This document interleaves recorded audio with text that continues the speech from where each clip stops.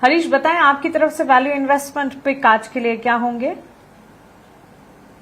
जी, अगर देखा जाए तो देखिए स्टॉक्स में बहुत वॉलेटाइल है। हावेवर उसमें से देखा जाए तो मुझे लग रहा है कि अरबिंदो फार्मा एक स्टॉक है जहाँ पे हमने कंसोलिडेशन ब्रेकआउट भी ऑलरेडी प्रीवियस वीक में देखा था। मुझे लग रहा है कि यहाँ पे एक इनवर्स हेड का फॉर्मेशन भी बन चुका है ऑलरेडी।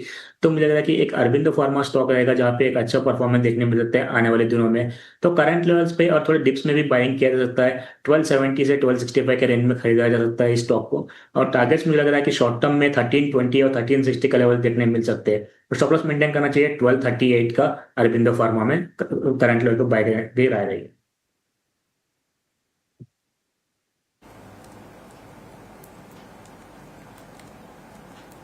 तो चलिए वैल्यू इन्वेस्टमेंट पिक हरीश की तरफ से औरोबिंदो फार्मा हेल्थ के डायग्नोस्टिक पर काफी फोकस है भी, डिफेंसिव के तौर पर बाजार को संभालने का काम भी ये करते हैं। अच्छे लेवल पर अच्छे स्टॉक्स आपको मिल रहे हैं। 1270 1265 के लक्ष्य के लिए इस स्टॉक में एंट्री अपॉर्चुनिटी ढूंढी जा सकती है।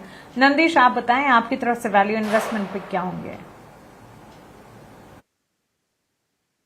मैं आईसीआईसीआई बैंक के साथ जानना चाहूंगा एज अ वैल्यू इन्वेस्टमेंट पे।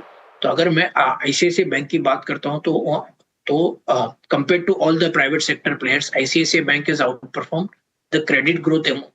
और हमने देखा है कि ओवरऑल उनका जो क्रेडिट ग्रोथ रहा है since last 9 months was almost about 14%, and for the next 2 years we are assuming that the credit growth is likely to be around 16%। और जब मैं इसकी लाइबिलिटी की बात करता हूं तो उन्होंने काफी अच्छे से अपना डाइवर्सिफाइड बेस किया है, स्पेशली फॉर द डिपॉजिट। और उन्होंने बहुत सारे सैलरी अकाउंट्स और ट्रांजैक्शन बैंकिंग के वजह से उनका cost to income ratio is one of the lowest in the industry. और नेट इंटरेस्ट मार्जिन करीबन स्टेबल रहा है at around 4.5%, and which is likely to remain around 4.5% going forward. और यहाँ पर जो हमारा पैट ग्रोथ का एक्सपेक्टेशन है is almost 16% for the next 2 years going forward. So तो अगर मैं इसकी टारगेट प्राइस की बात करता हूं तो मेरा टारगेट प्राइस आईसीआईसीआई बैंक की 1750।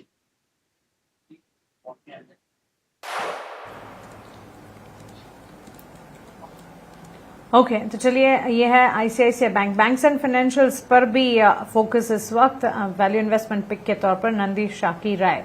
लेकिन इस पर हरीश आपसे भी एक टेक जानना चाहूंगी। नंदीश ने एक फंडामेंटल नजरिया बताया, लेकिन रिलायंस के स्टॉक प्राइस पर क्या राय होगी इन स्तरों पर जहां पर हम देख रहे हैं वोलेटाइल है काफी काउंटर एंट्री जब अब जिन्होंने ले ली है उन्हें क्या स्ट्रैटेजी आप सुझाएंगे?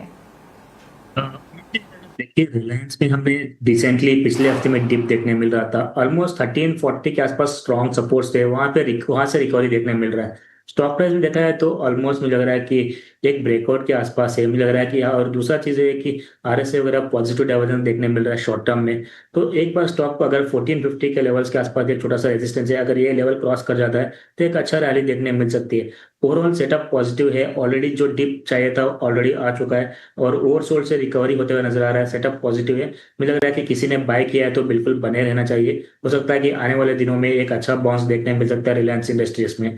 तो बने रहने की राय रहेगी रिलायंस इंडस्ट्रीज में करंट लेवल से। अगर कोई डिप मिलता है बिल्कुल वहां पे बाइंग भी किया जा सकता है। करंट लेवल पे थोड़ा वेट कीजिए, अगर नीचे में 1380 1375 के बीच में अगर मिल जाता है तो फिर से एक बार बाइंग के लिए कोशिश किया जा सकता है। 1340 1350 के पास स्ट्रॉन्ग सपोर्ट से जब तक इसके ऊपर होल्ड है, मुझे लग रहा है कि रिलायंस इंडस्ट्रीज पॉजिटिव टेरिटरी में रहेगा। ऑलराइट तो चलिए रिलायंस पर ये राय हमें मिलती हुई। लेकिन रिको ऑटो के चार्ट में देखते हैं, देखिए मार्केट्स में इतना गिरावट में बावजूद स्टॉक होल्ड कर पा रहे हैं। अभी भी 200 के आसपास ही कंसोलिडेट कर रहा है। सेटअप के हिसाब से भी देखा है तो हाई टॉप है बट वो अभी भी इंटैक्ट है। तो मुझे लग रहा है कि इसमें अभी भी होल्ड कर रख सकते हैं क्योंकि सेटअप में कोई डिस्ट्रैक्टेड नहीं है। तो लॉन्ग टर्म चार्ट सेटअप में पॉजिटिव सेटअप अभी भी दिखा रहा है, तो बने रहने की राय रहेगी जी। अगर 99 के आसपास एक सपोर्ट से जब तक इसके ऊपर होल्ड है, मुझे लग रहा है कि सेटअप पॉजिटिव ही है। लेकिन मुझे लग रहा है कि इनको बने रहना चाहिए, कुछ टाइम पे देना चाहिए। जैसे मार्केट्स रिकवरी होता है मुझे लग रहा है कि स्टॉक में पहले उछाल देखने मिल सकता है। तो बने रहने की राय रहेगी रिको ऑटो में। फिलहाल हमें मिलती हुई। अब रियल एस्टेट पर हमारे एक व्यूअर का सवाल है। वैसे बहुत ही छोटा पेनी स्टॉक इन्होंने खरीद रखा है और नंदीश रियल एस्टेट सेक्टर पर आप राय दीजिएगा, because Suraj real estate stock पर यह सवाल है। और इनफैक्ट इस तरह के स्टॉक्स में या रिसर्च कर अच्छी पेडिग्री वाले स्टॉक्स में एंटर करने की राय लगातार हमारी रहती है। लेकिन सूरज रियल एस्टेट पर हमारे व्यूअर का सवाल है, इन्होंने 800 शेयर्स खरीदे हैं 300 के दाम पर। मैं देख नहीं पा रही हूं इसके फंडामेंटल्स वैसे, लेकिन ओवरऑल रियल एस्टेट सेक्टर में भी बिकवाली हमने देखी है। हाँ, मिल गया 190 के लेवल्स पर, करीब 6% के डाउन ट्रेंड्स के साथ ये स्टॉक क्लोज हुआ है। अगर आप इन स्टॉक को अगर फोकस रेडार पर रख भी रहे हैं तो इस पर राय दीजिएगा, अदरवाइज रियल एस्टेट पर आपका एक फंडामेंटल टेक हम जानना चाहेंगे। तो सूरज रियल एस्टेट पर हमारा कोई कवरेज नहीं है, तो मैं इसके बारे में बात नहीं कर पाऊंगा। बट अगर मैं रियल एस्टेट सेक्टर की बात करता हूं, तो अगर आपका लॉन्ग टर्म व्यू है तो वहां पर हमारा व्यू पॉजिटिव है। स्पेशली सेमी लग्जरी और लग्जरी सेगमेंट में अभी भी हमने देखा है कि overall demand trend is continuing to remain positive. तो हमारा यहाँ पर preferred bet is always DLF और Godrej properties, which are what is a good builders and they have a good credibility and a good balance sheet. So जो भी आपका जो project लेते हैं वो कंप्लीशन होगा और आपको अकॉर्डिंगली उसका डिलीवरी टाइमलाइंस भी फॉलो करेंगे। तो अगर आपका व्यू लॉन्ग टर्म है तो हमारा view on the real estate sector is positive and we would bet on DLF और ऑन गोदरेज प्रॉपर्टीज। ऑलराइट, तो एक रियल एस्टेट पर एक फंडामेंटल टेक हमें मिलता हुआ। इस बीच राय होगी इनके लिए वेदांता पर।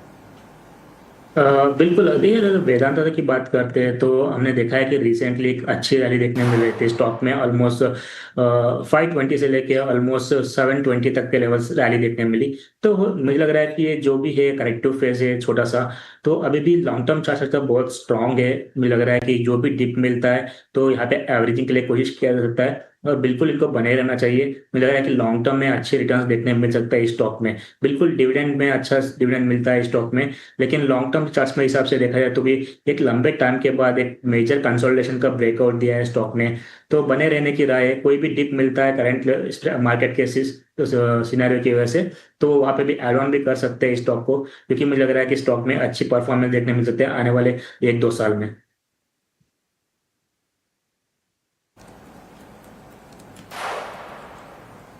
ऑलराइट, तो चलिए ये राय फिलहाल वेदांता के स्टॉक प्राइस पर। एक और सवाल देख लेते हैं रिलायंस इंडस्ट्रीज पर।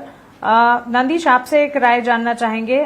खरीदारी 1565 के स्तर पर शॉर्ट टर्म व्यू के लिए आकाश ने की है रिलायंस इंडस्ट्रीज पर। 300 के दाम अपने बता रहे हैं। बिग बॉय, बड़ी दिग्गज player, one of the bigger constituents कह सकते हैं, और इस स्टॉक में किसी भी तरह के डाउन ट्रेंड्स या अप ट्रेंड्स जो है बाजार को इम्पैक्ट भी कर जाते हैं। बड़ी दिग्गज बैंक्स या रिलायंस इंडस्ट्रीज जैसे काउंटर्स पिछले 1 से 6 महीने में स्टॉक ने वॉलेटाइल ट्रेंड्स ही दिखाए हैं। काफी उतार चढ़ाव के बीच बड़ी रेंज में फंसा सा स्टॉक 1404 के लेवल्स पर ये स्टॉक लास्ट क्लोज हुआ था। फंडामेंटली कैसे देख रहे हैं इस स्टॉक को और कौन से ट्रिगर पॉइंट्स हैं जो आपको लगता है कि प्ले आउट कर जाएंगे? व्यूअर निवेशक अगर हैं तो उन्हें क्या करना चाहिए?